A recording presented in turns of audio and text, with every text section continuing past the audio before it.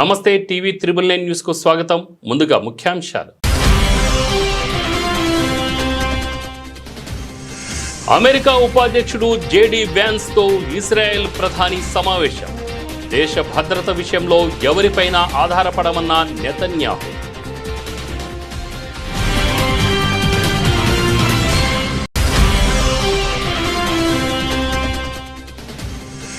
తిరువనంతపురంలో కొనసాగుతున్న రాష్ట్రపతి పర్యటన. రెండో రోజు మాజీ రాష్ట్రపతి కేఆర్ నారాయణన్ విగ్రహావిష్కరణ కార్యక్రమంలో పాల్గొన్న ముర్ము.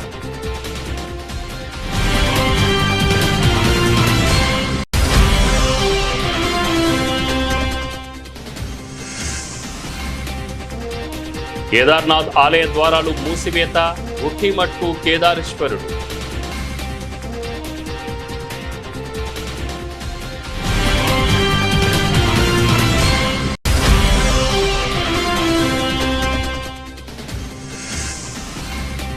మహాగఠబంధన్ సీఎం అభ్యర్థిగా తేజస్వి యాదవ్ వెల్లడించిన కాంగ్రెస్ పార్టీ సీనియర్ నాయకుడు అశోక్ గెహ్లాట్.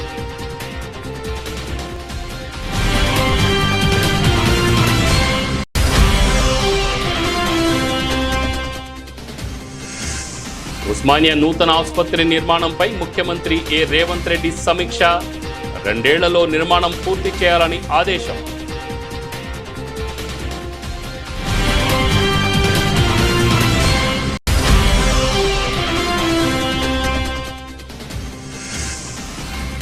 దుబాయ్లో పర్యటిస్తున్న ముఖ్యమంత్రి చంద్రబాబు.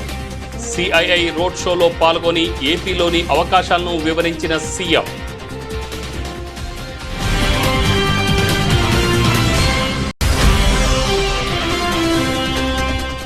రాష్ట్రంలో అవినీతి విలయతాండం చేస్తుందన్న బీఆర్ఎస్ వర్కింగ్ ప్రెసిడెంట్ కేటీఆర్. ఇందిరమ్మ రాజ్యంలో పారిశ్రామికవేత్తలు వ్యాపారులు చేసుకోలేకపోతున్నారని విమర్శ.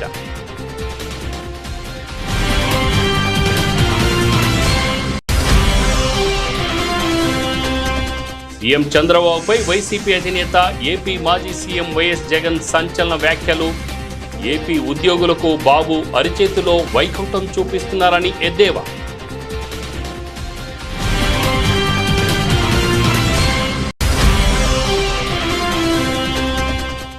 నారాయణగూడ సదర్ వేడుకల్లో పాల్గొన్న బీఆర్ఎస్ మాజీ మంత్రి హరీష్ రావు. పశువులను పూజించే జాతి ఒక్క తెలంగాణకు మాత్రమే సొంతమని వ్యాఖ్య.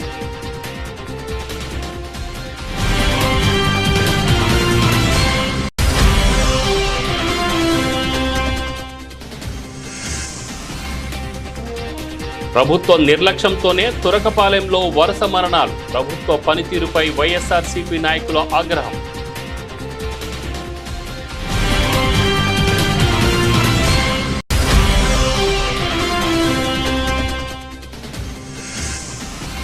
లాభాలతో మొదలైన సూచీలు. 26,000 మార్క్ దాటిన నిఫ్టీ. భారత్ యుఎస్ వాణిజ్య ఒప్పందంపై సానుకూల అంచనాలు.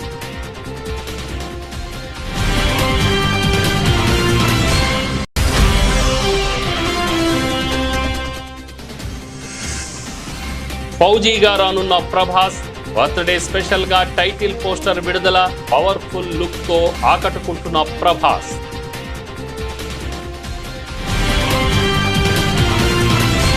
ఇజ్రాయెల్ ప్రధాని బెంజమిన్ నెతన్యాహు కీలక వ్యాఖ్యలు చేశారు. ఇజ్రాయెల్ తన భద్రతను తానే చూసుకుంటుందని ఆయన స్పష్టం చేశారు. ఇజ్రాయెల్ అమెరికా రక్షిత ప్రాంతం కాదు, మా భద్రతా నిర్ణయాలను మేమే తీసుకుంటామని ఆయన వ్యాఖ్యానించారు. గాజా కాల్పుల విరమణ ఒప్పంద పురోగతిపై చర్చించేందుకు నిన్న అమెరికా ఉపాధ్యక్షుడు జేడీ వ్యాన్స్తో ఆయన సమావేశమయ్యారు.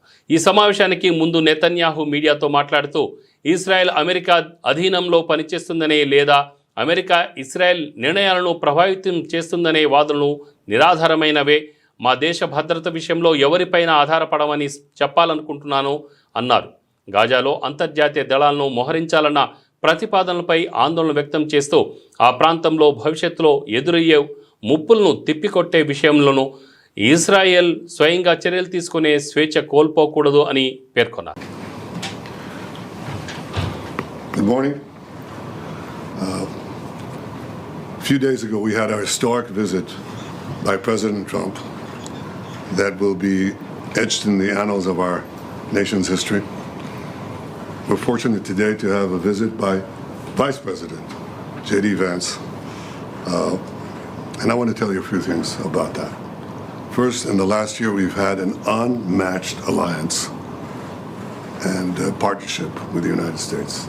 That is changing the Middle East, and it's also changing the world. It creates opportunities not only for security, but for the expansion of peace, which we're working on very, very diligently. And it's just unmatched. I've been here a few years.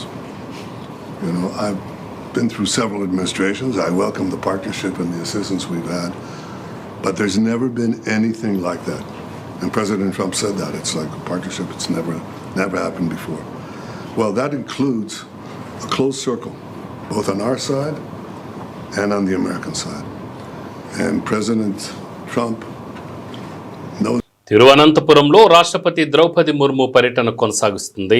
తొలి రోజు శబరిమల అయ్యప్ప స్వామిని ముర్ము దర్శించుకున్నారు. అనంతరం రెండో రోజు పర్యటనలో భాగంగా మాజీ రాష్ట్రపతి కేఆర్ నారాయణన్ విగ్రహ ఆవిష్కరణ కార్యక్రమంలో రాష్ట్రపతి పాల్గొని ప్రసంగించారు. Ladies and gentlemen, I am happy to be present here among you all today to pay tribute to the former President of India, late Shri K.R. Narayan ji. Shri Narayan was an eminent statesman, diplomat and scholar. I consider it an honor to unveil the bust of late Shri K.R. Narayan here at Raj Bhavan today. I would like to thank Shri Ramnath Kovind ji, former President of India, under whose guidance this initiative has been taken. I am sure that his memory will inspire people to uphold the values of equality, integrity and public service that he stood for. Late Shri K.R. Narayan's life is a story of courage, perseverance and self-belief. Through immense dedication and the power of education, he went on to occupy the highest constitutional office of our nation. His academic excellence was a symbol of what determination and opportunity can accomplish when guided by purpose. Before entering politics, Shri K.R. Narayan built a distinguished career in the Indian Foreign Service. Shri Narayan upheld India's values of peace, justice and cooperation with utmost sincerity. After his diplomatic career, he was elected to Parliament and went on to service as Union Minister. ఉత్తరాఖండ్లోని కేదార్నాథ్ ఆలయ ద్వారాలను మూసివేశారు. శీతాకాలం నేపథ్యంలో భాయ్ దూజ్ పండగ రోజున శాస్త్రోక్తంగా ఆలయ తలుపులను మూసివేయడం ఆనవాయితీగా వస్తున్నది. ఆలయాన్ని మూసివేయనున్న నేపథ్యంలో పూలతో అందంగా అలంకరించారు. ఉత్తరాఖండ్ ముఖ్యమంత్రి పుష్కర్ సింగ్ ధామీ సైతం ఆలయానికి చేరుకొని స్వామివారిని దర్శించుకున్నారు. గురువారం వేకువజామున 4 గంటలకు ఆలయ తలుపులు మూసివేసే ప్రక్రియను ప్రారంభించారు. ఉదయం 4 గంటలకు ప్రత్యేక పూజలు ముగిసిన తర్వాత ద్వారాలను మూసివేసి పంచముఖి డోలి యాత్ర ఉఖీమఠ్కు బయలుదేరింది. 6 నెలల పాటు బాబా కేదార్ ఉఖీమఠ్లోని ఓంకారేశ్వర్ ఆలయంలో కేదారేశ్వరుడు పూజలందుకోనున్నాడు. కేదార్నాథ్ ఆలయ తలుపులు మూసివేత అనంతరం స్వామివారిని పంచముఖి ఉత్సవ డోలి యాత్రగా తరలించారు. ఈ డోలి యాత్ర సందర్భంగా వేలాది మంది భక్తులు ఇండియన్ ఆర్మీ బ్యాండ్తో కలిసి నృత్యాలు చేశారు. ఈ ఏడాది కేదార్నాథ్ యాత్ర సందర్భంగా 17.39 లక్షల మంది భక్తులు బాబా కేదార్ను దర్శించుకున్నారు. ఆలయ ద్వారాలు తెరిచిన నాటి నుంచి పెద్ద సంఖ్యలో భక్తులు తరలివచ్చారు. బుధవారం సాయంత్రం దాదాపు 5,000 భక్తులు దర్శించుకున్నారు. ఇప్పటికే కేదార్నాథ్లో భారీగా చలి పెరిగింది. బుధవారం మధ్యాహ్నం మంచు కురిసింది. 3 महीने का कालखंड ऐसा रहा है कि पूरी तरह से आपदा रही है, बारिश रही है, भारी बारिश, लैंडस्लाइड हुआ, लेकिन बाबा की कृपा से 17.5 लाख से अधिक तीर्थयात्री बाबा के दर्शन करने आए हैं। और मैं चारों धामों की बात करूं तो बड़ी आपदा के बाद भी इस बार रिकॉर्ड संख्या में श्रद्धालुओं ने दर्शन किए हैं और 50 लाख श्रद्धालु अभी तक दर्शन कर चुके हैं।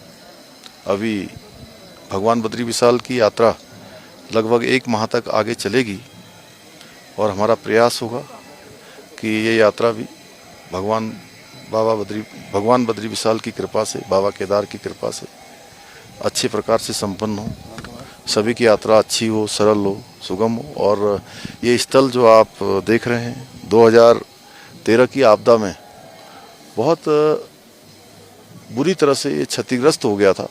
काफ़ी नुकसान इस परिसर का हो गया था, आसपास के क्षेत्रों का हो गया था। हमारे प्रधानमंत्री आदरणीय नरेंद्र मोदी जी के नेतृत्व में, उनके मार्गदर्शन में यहाँ पर नवनिर्माण और पुनर्निर्माण का कार्य चल रहा है। బీహార్లో మహాగఠబంధన్ తరఫున సీఎం అభ్యర్థిగా ఆర్జేడీ అగ్రనాయకుడు తేజస్వి యాదవ్ను ఎన్నుకున్నారు. ఈ విషయాన్ని కాంగ్రెస్ పార్టీ సీనియర్ నాయకుడు అశోక్ గెహ్లాట్ వెల్లడించారు. All India Congress committee Ashok గెహ్లాట్ను బీహార్ అసెంబ్లీ ఎన్నికల కోసం సీనియర్ ఎన్నికల పరిశీలకుడిగా నియమించింది. పార్టీ జాతీయ అధ్యక్షుడు మల్లికార్జున్ ఖర్గే అగ్రనాయకుడు రాహుల్ గాంధీలను సంప్రదించిన అనంతరం తేజస్వి యాదవ్ను ప్రతిపక్ష కూటమి తరఫు సీఎం అభ్యర్థిగా ఎన్నుకోవాలని నిర్ణయించామని గెహ్లాట్ పాట్నాలో నిర్వహించిన ప్రెస్ కాన్ఫరెన్స్లో చెప్పారు. इनकी पार्टी के अध्यक्ष जी से क्या पता ही हमारा नेता तो हो गया तेजस्वी यादव, आपका नेता कौन है बता दीजिए। इससे काम नहीं चलेगा कि नीतीश कुमार के नेतृत्व में चुनाव लड़ा जाएगा। अगला मुख्यमंत्री का उम्मीदवार हमें कौन है ये उनको बताना पड़ेगा, ये हमारी मांग है। और मांग क्यों है? इसलिए है, आपने देखा महाराष्ट्र के अंदर जो शिंदे थे वो मुख्यमंत्री तत्कालीन, इन नेताओं ने कहा शिंदे के लीडरशिप में चुनाव लड़ा जाएगा। मैसेज दिया गया ये मुख्यमंत्री बनेंगे और बाद में मुख्यमंत्री बना दिया और किसी को। यही बात लागू क्या हो रही है? अमित शाह जी आए, कैसे चले गए? हम चुनाव के बाद में तय करेंगे मुख्यमंत्री कौन बनेगा हमारा। రాష్ట్ర ప్రభుత్వం ప్రతిష్టాత్మకంగా భావిస్తున్న ఉస్మానియా నూతన ఆసుపత్రి నిర్మాణాన్ని 2 ఏళ్లలో పూర్తి చేయాలని ముఖ్యమంత్రి రేవంత్ రెడ్డి అధికారులను ఆదేశించారు. ఉస్మానియా నూతన ఆసుపత్రి నిర్మాణంపై తన నివాసంలో సీఎం సమీక్ష నిర్వహించారు. అవసరాలకు తగినట్లు అధునాతన వైద్య పరికరాలను సమకూర్చుకోవాలని, ఇందుకు సంబంధించి తగిన ప్రణాళికలు సిద్ధం చేయాలని అధికారులను సీఎం ఆదేశించారు. పనులు జరిగే సమయంలో స్థానికులకు ఇబ్బందులు లేకుండా చుట్టూ రోడ్ల నిర్మాణం చేపట్టాలని, అలాగే ఆసుపత్రికి వివిధ రహదారులను అనుసంధించే ప్రణాళికలు ఇప్పటి నుంచే రూపొందించాలని ఆర్ఎండ్బి అధికారులకు సూచించారు. పనుల వేగవంతానికి వైద్యారోగ్య శాఖ, పోలీసు, జీహెచ్ఎంసీ, ఆర్ఎండ్బి, విద్యుత్ శాఖ అధికారులతో సమన్వయ కమిటీని ఏర్పాటు చేసేందుకు ఆదేశాలు జారీ చేశారు. ఈ కమిటీ క్షేత్రస్థాయిలో పర్యటిస్తూ ప్రతి 10 రోజులకు ఒకసారి సమావేశమై ఏమైనా సమస్యలుంటే పరిష్కరించుకుంటూ పనులు వేగవంతంగా జరిగేలాగా చూడాలని అన్నారు. నిర్మాణం పూర్తయ్యాక అక్కడి బందోబస్తు, ట్రాఫిక్ విధుల నిర్వహణకు ముందస్తుగానే తగిన ప్రణాళికలు రూపొందించుకోవాలని పోలీస్ శాఖ ఉన్నతాధికారులకు సూచించారు. హైదరాబాద్తో పాటు వివిధ జిల్లాల్లో నిర్మాణంలో ఉన్న ఆసుపత్రులు, వైద్య కళాశాలల నిర్మాణానికి సంబంధించి ప్రతి నిర్మాణానికి ఒక అధికారిని నియమించాలని సీఎం ఆదేశించారు. ఆంధ్రప్రదేశ్ను పెట్టుబడులకు స్వర్గధామంగా మార్చే లక్ష్యంతో సీఎం చంద్రబాబు దుబాయ్లో పర్యటిస్తున్నారు. రాష్ట్రంలో పెట్టుబడులను ఆకర్షించేందుకు సిఐఐ నిర్వహించిన రోడ్ షోలో ఆయన పాల్గొని ఏపీలోని అపార అవకాశాలను యుఏఈ పారిశ్రామికవేత్తలకు వివరించారు. ఈ సందర్భంగా ముఖ్యమంత్రి ఇచ్చిన పవర్ పాయింట్ ప్రజెంటేషన్కు విశేష స్పందన లభించింది. పారిశ్రామికవేత్తలు నిలబడి చప్పట్లతో స్టాండింగ్ ఓవేషన్ తమ అభినందనలు తెలిపారు. ఈ కార్యక్రమంలో చంద్రబాబు మాట్లాడుతూ, ఒకప్పుడు హైదరాబాద్ అభివృద్ధిలో మైక్రోసాఫ్ట్ కీలక పాత్ర పోషించింది. ఇప్పుడు అదే తరహాలో విశాఖపట్నం అభివృద్ధిలో గూగుల్ ప్రధాన పాత్ర పోషించనుంది. గూగుల్ సంస్థ విశాఖలో భారీ ఏఐ డేటా హబ్ను ఏర్పాటు చేస్తోంది. దీంతో విశాఖ భవిష్యత్ సాంకేతికతకు కేంద్రంగా మారనుంది అని స్పష్టం చేశారు. Growth engines, I told you very clearly, this is where we are moving. Now I am requesting all of you, 14th and 15th in Visakhapatnam Partnership Summit. One thing I want to promote investment, and at the same time I want to request you to come to Visakhapatnam and witness what is happening in India, what we are going to provide in Andhra Pradesh. Ultimately, I request our friend to bring here every person with proposal. At least one proposal. Seeing is belief. Come to Andhra Pradesh. You have seen my track record even earlier. We won't disappoint you. We will service utmost efficiently. Once you decide to invest in Andhra Pradesh, it will be our project. That means investor and government project. రాష్ట్రంలో అవినీతి విలేతాండం చేస్తున్నదని BRS working president KTR విమర్శించారు. గ్రామ స్థాయి నుంచి secretariat వరకు అక్రమాలు జరుగుతున్నాయని ఆరోపించారు. సీఎం రేవంత్ రెడ్డి వేల కోట్లు సంపాదిస్తే 100 కోట్లు సంపాదించుకోవడంలో మంత్రులు ఉన్నారని ధ్వజమెత్తారు.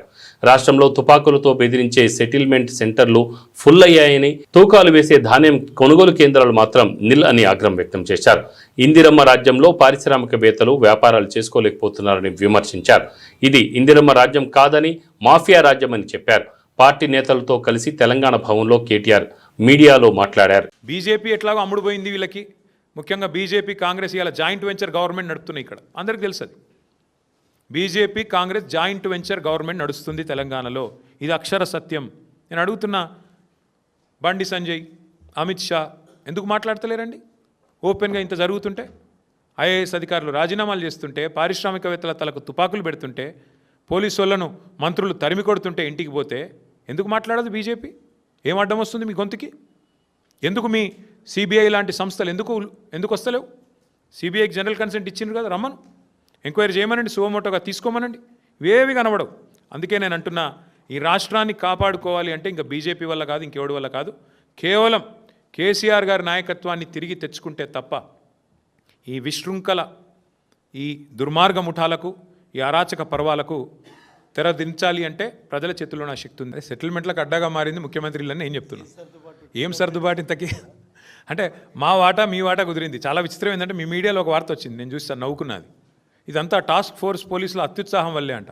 అంటే వాడు దోచుకున్నది బాగానే ఉంది, ఇప్పుడు తుపాకీ పంపింది బాగానే ఉంది, పారిశ్రామికవేత్తకు తుపాకీ పెట్టింది బాగుంది, కానీ పోలీసు వాడు దొంగ ఇంటికి పోతే మాత్రం తప్పైందంట. పోలీసు వాళ్ళు వాళ్ళ డ్యూటీ చేయబోయి దొంగ ఇంటికి పోయి దొంగను పట్టుకునే ప్రయత్నం చేస్తే మాత్రం పోలీసు వాళ్ళు అత్యుత్సాహం వల్ల జరిగిందంట ఇదంతా. అంటే ఎంత చండాలం, ఎంత అరాచకంగా ఉందో ఈ రాష్ట్రం, ఈ పరిపాలన. ప్రజలు మొహం మీద ఉంచిన చివరికి తుడుచుకొని పోయేంత. నేను అడుగుతున్నా, రేవంత్ రెడ్డి కంటే బలహీనమైన ముఖ్యమంత్రిని ప్రపంచంలో మీరు ఎక్కడైనా చూసినరా? ఒక మంత్రి కుమార్తె నిన్ను సీదా అంటుంది ముఖం పట్టుకొని, నువ్వే తుపాకి ఇచ్చినావు అని. నువ్వు ఆ మంత్రిని తీసే దమ్ము కూడా లేదు నీకు. నువ్వేం ముఖ్యమంత్రివా? నాకు అర్థం కాదు. నువ్వు ముఖ్యమంత్రివా? గింత అసమర్థ, గింత పనికిమాలిన, నీ సొంత క్యాబినెట్లో పనిచేసే మంత్రికి నువ్వంటే గౌరవం లేదు. ఏ ఒక్క మంత్రికి లేదు, పని ఆమెకే కాదు, ఏ ఒక్కడికి లేదు. జూపల్లి కృష్ణారావు నీకు వ్యతిరేకంగా ఉత్తరమే రాసిండు, ఆయనని తీయలేవు. కోమటిరెడ్డి వెంకటరెడ్డి తెల్లారలేస్తే నిన్ను పక్క తీసుకుపోయి తిడుతూనే ఉన్నాడు, ఆయనను ముట్టలేవు. నువ్వేం ముఖ్యమంత్రివా? నాకు అర్థం కాదు. ఒక్క మంత్రికి నువ్వంటే గౌరవం ఉందా? ఒక్క మంత్రి శాఖ మీద నీకు పట్టుందా? పంపకాల్లో వాటాల్లో పంచాయతీలు తప్ప ఏముంది చెప్పండి రాష్ట్రంలో? వైసీపీ అధినేత, ఏపీ మాజీ సీఎం వైఎస్ జగన్మోహన్ రెడ్డి ముఖ్యమంత్రి చంద్రబాబుపై సంచలన వ్యాఖ్యలు చేశారు. 20 ఏళ్ల పాటు హైదరాబాద్తో చంద్రబాబుకు సంబంధం లేదని విమర్శించారు. హైటెక్ సిటీకి నాటి ముఖ్యమంత్రి నేదురుమల్లి జనార్దన్ శంకుస్థాపన చేయగా హైటెక్ సిటీ అభివృద్ధి తన వల్లేనంటూ బీరాలు పలుకుతున్నారని ఆరోపించారు. తాడేపల్లి నివాసంలో గురువారం ఏర్పాటు చేసిన మీడియా సమావేశంలో కూటమి పాలన, చంద్రబాబు వ్యవహార శైలిపై విరుచుకుపడ్డారు. చంద్రబాబు నిజాలను ఎప్పుడూ అంగీకరించారని తెలిపారు. ఏపీ ఉద్యోగులకు బాబు అరచేతిలో వైకుంఠం చూపిస్తున్నారని ఎద్దేవా చేశారు. ఎన్నికలయ్యాక ఉద్యోగులకు మెరుగైన పీఆర్సీ, ఐఆర్ గురించి అనేక వాగ్దానాలు చేశారని గుర్తు చేశారు. ఉద్యోగులకు జీపీఎస్ లేదు, ఓపీఎస్ లేదని ఉద్యోగులను మోసం చేసి వికృత ఆనందం పొందుతున్నారని ఆరోపించారు. చంద్రబాబు నాయుడు అనే వ్యక్తికి నా సిగ్గు, నా లజ్జ ఏమీ లేవు. సిగ్గన్నా ఉంటే కొంచెం ఏదన్నా చెప్తే సిగ్గుపడతాడు అనుకోవచ్చు. లజ్జన్నా ఉంటే కనీసం సరే అషేమ్డ్గా ఫీల్ అవుతాడని చెప్పని అనుకోవచ్చు. అషేమ్డ్గా ఫీల్ అయ్యేది లేదు, సిగ్గు అంతకన్నా లేదు. సో ఎంబారెస్మెంట్ లేదు, అషేమ్డ్గా ఫీల్ అయ్యేది లేదు. అధికారంలో ఉన్న చంద్రబాబు నాయుడు పాలన ఒకవైపున గాలికి ఎగిరిపోయినట్టుగా కనిపిస్తుంది, మరోవైపున రాష్ట్రంలో ఒక యాడ్ ఏజెన్సీ నడిపిస్తా అన్నట్టుగా రాష్ట్రం నడుస్తూ ఉంది. మాటలు చూస్తే ఏమో కోటలు దాటుతూ ఉన్నాయి, పర్ఫార్మెన్స్ చూస్తే ఏమో వీక్. వేరే వాళ్ళకు దక్కాల్సిన క్రెడిట్ను తానే చోరీ చేయడంలో మాత్రం చంద్రబాబు పీక్. పర్ఫార్మెన్స్ ఏమో వీక్, వేరే వాళ్ళకు దక్కాల్సిన క్రెడిట్ తానే చోరీ చేయడంలో మాత్రం చంద్రబాబు పీక్. రాష్ట్రం ఇవాళ ఒక యాడ్ ఏజెన్సీ మాదిరిగా నడుస్తూ ఉంది. 50,000 మంది ఆర్టీసీ ఉద్యోగుల మీద కన్నుబడింది. 1,00,000 మందికి పైగా ఉన్న ఆప్కాస్ ఉద్యోగస్తుల మీద కన్నుబడింది. దాదాపుగా 1,35,000 మంది పైచులుకున్న సచివాలయం ఉద్యోగస్తుల మీద కన్నుబడింది. ఒకసారి వీళ్ళని క్లీన్ చేసేసినాడు అని అంటే తర్వాత మిగిలిన వాళ్ళని కూడా స్లోగా క్లీన్ చేయొచ్చు అన్నది ఈయన దృక్పథం. ప్రజలకు ఏమన్నా చేస్తున్నాడా అని అంటే ఏమీ, అదొక పెద్ద సున్నా కనిపిస్తుంది. ఎప్పుడూ చూడని పరిస్థితులు ఈరోజు గమనిస్తూ ఉన్నాం. విద్య, వైద్యం, వ్యవసాయం, గవర్నెన్స్, లా అండ్ ఆర్డర్ మొత్తం అన్నీ కూడా తిరోగమనమే కనిపిస్తాయి. There is nothing that Chandrababu Naidu can say దీనివల్ల నేను మేలు చేయగలిగాను అని చెప్పి. స్కూళ్ళల్లో నాడు నేడు పనులు ఆగిపోయాయి. గోరుముద్ద క్వాలిటీ పోయింది. టోఫుల్ క్లాసులు 3వ తరగతి నుంచి చెప్పే టోఫుల్ క్లాసులు ఎత్తేసినాడు. ఇంగ్లీష్ మీడియం చదువులు గాలికి ఎగిరిపోయాయి. 8వ తరగతి పిల్లలకి ఇచ్చే ట్యాబులు ఆగిపోయినాయి. పుష్పాలను పూజించేది బతుకమ్మ పండుగని, పశువులను పూజించే జాతి ఒక్క తెలంగాణకు మాత్రమే సొంతమని బీఆర్ఎస్ మాజీ మంత్రి హరీష్ రావు అన్నారు. హైదరాబాద్లోని నారాయణగూడ సదర్ వేడుకల్లో ఆయన పాల్గొని మాట్లాడారు. యాదవ్ సోదర సోదరీమణులకు సదర్ శుభాకాంక్షలు తెలిపారు. ముఖ్యంగా సదర్ అంటే ఒక ప్రత్యేకత అని, యాదవ్ జాతి దీపావళి సందర్భంగా దున్నలను పూజించే గొప్ప సంస్కృతికి ఈ పండుగ చిహ్నమని పేర్కొన్నారు. దీపావళి అంటేనే మహాలక్ష్మి, లక్ష్మీ దేవతకు పూజిస్తామని, యాదవులకు లక్ష్మి అంటే పాలు అని తెలిపారు. మరి ఆ పాలను ఇచ్చినటువంటి పాడి వంటి దున్నలను పూజించేటువంటి గొప్ప సంస్కృతి మన హైదరాబాద్కు మాత్రమే దక్కిందని కొనియాడారు. అధికారికంగా జరిపిస్తామని మాటకే పరిమితమైంది తప్ప ఏ ఒక్క చిన్న ఏర్పాటు కూడా చేయలేదు. పోయిన సంవత్సరం చేయలేదు, ఈ సంవత్సరం కూడా చేయలేదు. ఇక నిర్వాహకులను అడిగితే వాళ్ళే చెప్తారు. బట్ ఏది ఏమైనా ఈరోజు కేసీఆర్ గారికి యాదవులంటే ఎంత ప్రేమో, ఎంత గౌరవమో మీ అందరికీ తెలియదు కాదు. కేసీఆర్ గారి ప్రభుత్వంలో మంత్రులుగా ఉన్నారు, 4 ఎమ్మెల్యేలు ఉన్నారు, రాజ్యసభ సభ్యులు ఉన్నారు, శాసన మండలిలో ఉన్నారు, కార్పొరేషన్ చైర్మన్లు ఉన్నారు.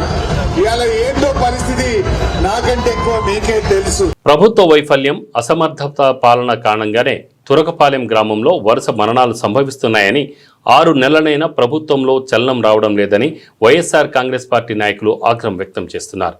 గుంటూరు ప్రభుత్వ ఆసుపత్రిలో చికిత్స పొందుతున్న తురకపాలెం గ్రామానికి చెందిన శీలం సలోమి అనే మహిళను పరామర్శించిన అనంతరం వారు మీడియాతో మాట్లాడారు. రాష్ట్ర రాజధాని అమరావతికి సమీపంలో ఉన్న ప్రభుత్వం పట్టించుకోవడం లేదని, రాష్ట్ర ప్రభుత్వానికి చేతకాకుంటే కేంద్ర ప్రభుత్వం సాయం తీసుకోవాలని సూచించారు. మృతుల కుటుంబాలకు ₹1 ఆసుపత్రిలో చికిత్స పొందుతున్న వారి బాధితులకు 25 లక్షల రూపాయలు పరిహారం చెల్లించాలని డిమాండ్ చేశారు.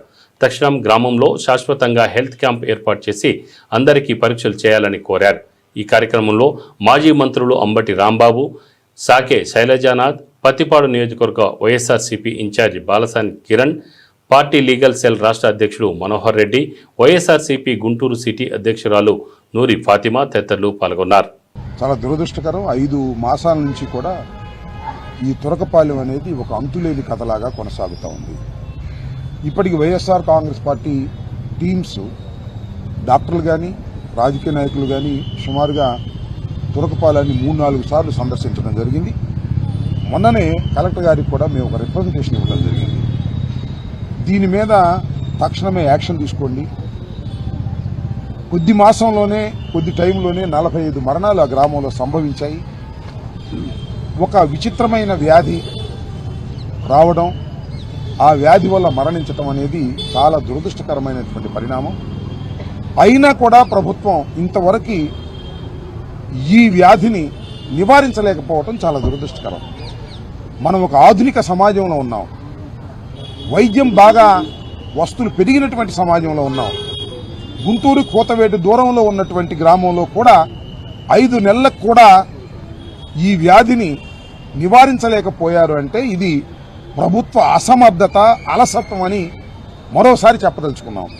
అనేక సందర్భాల్లో చెబుతున్నప్పటికీ కూడా ఈ ప్రభుత్వం దీని మీద దృష్టిని సారించలేకపోతోంది. ఇది చాలా దురదృష్టకరమైన పరిణామం.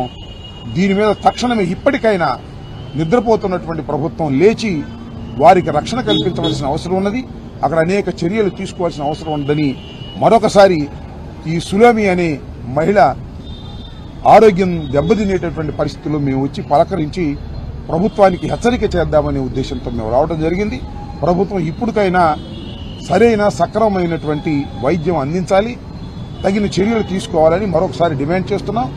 ప్రపంచ మార్కెట్ల నుంచి మిశ్రమ సంకేతాలు ఉన్నప్పటికీ భారత స్టాక్ మార్కెట్లు ఈరోజు ట్రేడింగ్ను భారీ లాభాలతో ప్రారంభించాయి.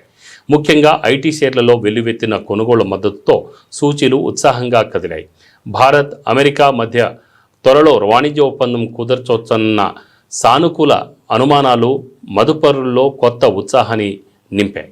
ట్రేడింగ్ ప్రారంభంలో బీఎస్సీ సెన్సెక్స్ 727.81 పాయింట్లు పెరిగి 85,154.15 వద్దకు చేరుకుంది. అలాగే ఎన్ఎస్సి నిఫ్టీ 188.6 పాయింట్లు లాభపడి కీలకమైన 26,000 మార్కును అధిగమించి 26,057.20 వద్ద ట్రేడ్ అవుతోంది. మార్కెట్ నిపుణుల అంచనా ప్రకారం నిఫ్టీకి తక్షణ లక్ష్యం 26,186 వద్ద ఉందని, ఆశావహ దృక్పథంతో 26,800 స్థాయికి చేరే అవకాశం ఉందని తెలిపారు. అయితే 25,780 వద్ద మద్దతు ఉందని, మార్కెట్ ఒక్కసారిగా పడిపోయే అవకాశం తక్కువని వారు విశ్లేషించారు. రంగాల వారీగా చూస్తే నిఫ్టీ ఐటీ ఇండెక్స్ 1.84% లాభంతో టాప్ గెయినర్గా నిలిచింది. బీఎస్సీలో ఇన్ఫోసిస్, హెచ్సిఎల్ టెక్ మహీంద్రా వంటి ఐటీ దిగ్గజాల షేర్లలో బలమైన కొనుగోలు కనిపించాయి. మరోవైపు నిఫ్టీ రియాలిటీ సూచీ స్వల్పంగా 0.08% నష్టపోయింది. బజాజ్ ఫిన్సర్వ్, మారుతి, పవర్ గ్రిడ్ వంటి షేర్లు నష్టాల్లో పయనించాయి. రెబల్ స్టార్ ప్రభాస్ తన 46వ పుట్టినరోజు సందర్భంగా అభిమానులకు అదిరిపోయే కానుకిచ్చారు. ఆయన హీరోగా హను రాఘవపూడి దర్శకత్వంలో తెరకెక్కుతున్న చిత్రానికి ఫౌజీ అనే టైటిల్ను ఖరారు చేశారు. ఈ మేరకు నిర్మాణ సంస్థ మైత్రి మూవీ మేకర్స్ గురువారం అధికారికంగా ప్రకటించింది. దీనికి సంబంధించిన టైటిల్ పోస్టర్ను సోషల్ మీడియాలో విడుదల చేయగా అభిమానుల నుంచి విశేష స్పందన లభిస్తోంది. గురువారం ప్రభాస్ పుట్టినరోజును పురస్కరించుకొని నిర్మాణ సంస్థ ఈ ప్రకటన చేసింది. చరిత్రలోని మరుగుపడిన అధ్యాయాల నుంచి వస్తున్న ఒక సైనికుడి సాహస గాథ ఇది. రెబల్ స్టార్ ప్రభాస్కు పుట్టినరోజు శుభాకాంక్షలంటూ పోస్టర్ను పంచుకుంది. ఈ పోస్టర్లో ప్రభాస్ పవర్ఫుల్ లుక్లో కనిపిస్తుండగా ఆయన వెనుక బ్రిటిష్ జెండా మంటలో కాలిపోతున్న దృశ్యం సినిమాపై అంచనాలను పెంచుతోంది. బులెటిన్ ముగించే ముందు ముఖ్యాంశాలు మరొకసారి.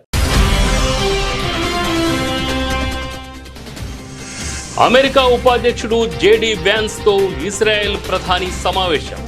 దేశ భద్రత విషయంలో ఎవరిపైనా ఆధారపడమన్న నెతన్యాహు.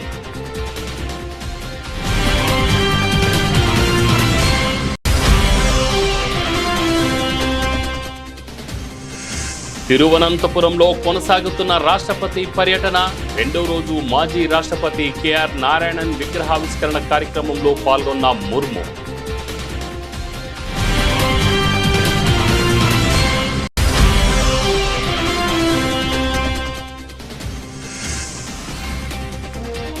కేదార్నాథ్ ఆలయ ద్వారాలు మూసివేత. ఒక్కిమట్టు కేదారేశ్వరుడు.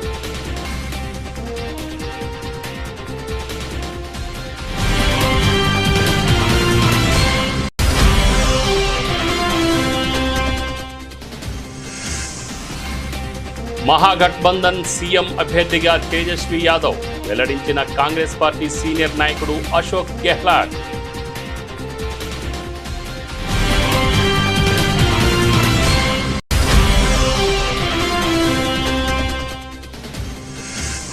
ఉస్మానియా నూతన ఆసుపత్రి నిర్మాణంపై ముఖ్యమంత్రి రేవంత్ రెడ్డి సమీక్ష. 2 ఏళ్లలో నిర్మాణం పూర్తి చేయాలని ఆదేశం.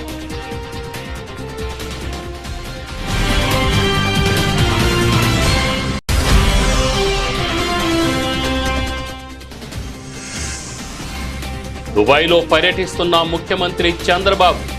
సిఐఐ రోడ్ షోలో పాల్గొని ఏపీలోని అవకాశాలను వివరించిన సీఎం.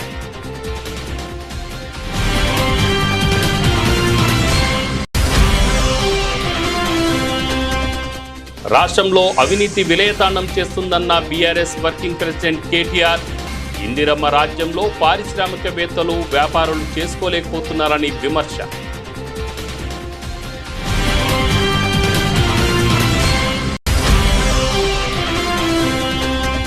సీఎం చంద్రబాబుపై వైసీపీ అధినేత ఏపీ మాజీ సీఎం వైఎస్ జగన్ సంచలన వ్యాఖ్యలు. ఏపీ ఉద్యోగులకు బాబు అరిచేతిలో వైకుంఠం చూపిస్తున్నారని ఎద్దేవా.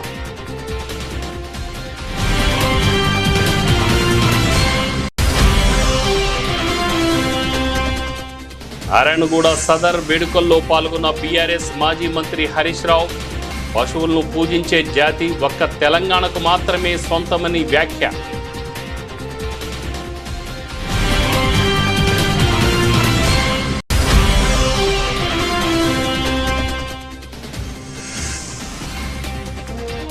ప్రభుత్వ నిర్లక్ష్యంతోనే తురకపాలెంలో వరుస మరణాలు. ప్రభుత్వ పనితీరుపై వైఎస్ఆర్సీపీ నాయకుల ఆగ్రహం.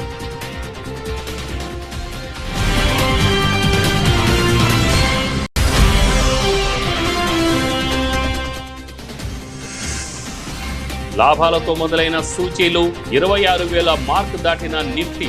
భారత్ యుఎస్ వాణిజ్య ఒప్పందంపై సానుకూల అంచనాలు.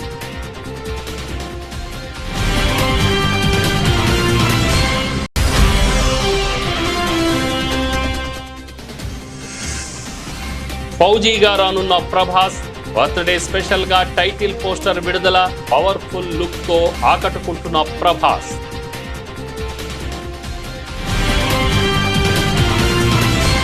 ఇవి బులెటిన్ వివరాలు. చూస్తూనే ఉండండి